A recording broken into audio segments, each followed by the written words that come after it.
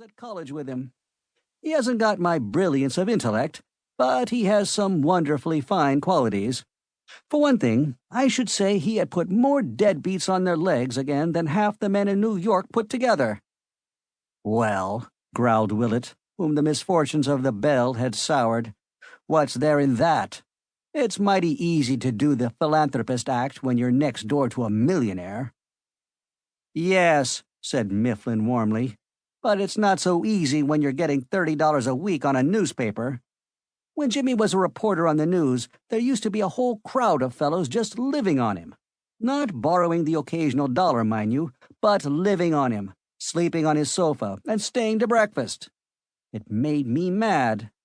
I used to ask him why he stood for it.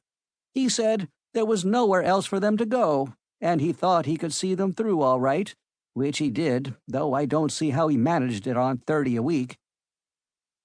"If a man's fool enough to be an easy mark," began Willett. "Oh, cut it out," said Rakes. "We don't want anybody knocking Jimmy here." "All the same," said Sutton, "it seems to me that it was mighty lucky that he came into that money. You can't keep open house forever on 30 a week. By the way, Arthur, how was that? I heard it was his uncle." "It wasn't his uncle," said Mifflin.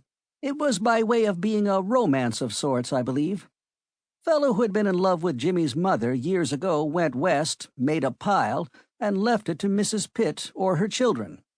She had been dead some time when that happened. Jimmy, of course, hadn't a notion of what was coming to him, when suddenly he got a solicitor's letter asking him to call.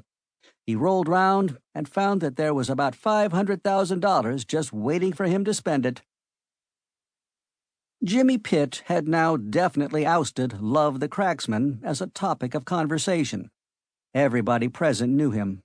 Most of them had known him in his newspaper days, and though every man there would have perished rather than admit it, they were grateful to Jimmy for being exactly the same to them now that he could sign a check for $500,000 as he had been on the old 30-a-week basis. Inherited wealth, of course, does not make a young man nobler or more admirable, but the young man does not always know this. "Jimmy's had a queer life," said Mifflin. "He's been pretty much everything in his time.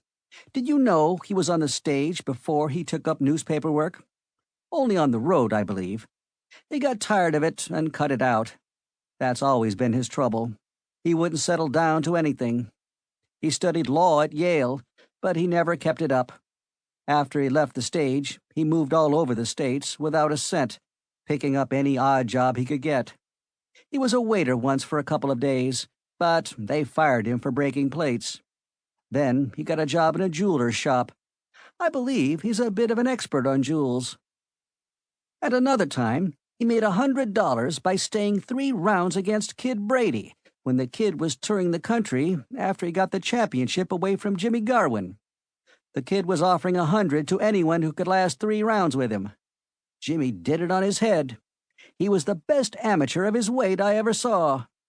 The Kid wanted him to take up scrapping seriously, but Jimmy wouldn't have stuck to anything long enough in those days. He is one of those gypsies of the world. He was never really happy unless he was on the move, and he doesn't seem to have altered since he came into his money." "Well, he can afford to keep on the move now," said Rakes. "I wish I—" "Did you ever hear about Jimmy and—" Mifflin was beginning, when the odyssey of Jimmy Pitt was interrupted by the opening of the door and the entrance of Ulysses in person. Jimmy Pitt was a young man of medium height, whose great breadth and depth of chest made him look shorter than he really was. His jaw was square and protruded slightly, and this, combined with a certain athletic jauntiness of carriage and a pair of piercing brown eyes very much like those of a bull terrier, gave him an air of aggressiveness, which belied his character. He was not aggressive. He had the good nature as well as the eyes of a bull terrier. Also, he possessed, when stirred, all the bull terrier's dogged determination. There were shouts of welcome. "Hello, Jimmy! When did you get back? Come and sit down. Plenty of room over here. Where is my wandering boy tonight? Waiter, what's yours, Jimmy?" Jimmy dropped into a seat and yawned.